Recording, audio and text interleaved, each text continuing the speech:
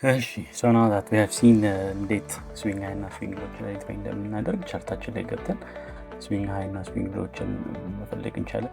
ብዙ አይነት ስዊንግ ሃይ እና ስዊንግ ሎዎች ይፈጠራሉ በአንድ ጊቨን ታይም ስፓን ውስጥ ማለት ነው። አንዳንዶቹ አንድ አይነት ዳይሬክሽን ላይ ያሉ የሚፈጠሩ ይሆናሉ፣ አንድ አይነት ከለር ይሆናሉ። አንዳንዶቹ የተለያየ ዳይሬክሽን ላይ ሆኑ ካንድሎች ይሆናሉ የሚፈጥሩት።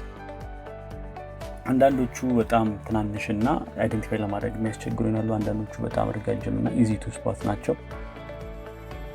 አንዳንዶቹ በሁለቱም ሳይድም ዊክ አፕ ዊክ ዳውን የሚያደርጉ ይኖራሉ። ሁለት ከላይ ስዊንግ ሃይ ከታች ስዊንግ ሎ ይኖራቸዋል ማለት ነው። የራሳቸው ስም አላቸው፣ የራሳቸው ምክንያትና ሊሰጡን የሚችሉት የራሳቸው ሜሴጅ ይኖራል። እነሱ ስዊንግ ሃዮች ሲወሰዱ ለምሳሌ አሁን ብሬክ ኦፍ ስትራክቸር ብለን መውሰድ እንችላለን፣ ወይም ስዊንግ ሎዎች ከተወሰዱ ግን ሁሉም ብሬክ ኦፍ ስትራክቸር ለኤንትሪ ይጠቅመናል ማለት አይደለም።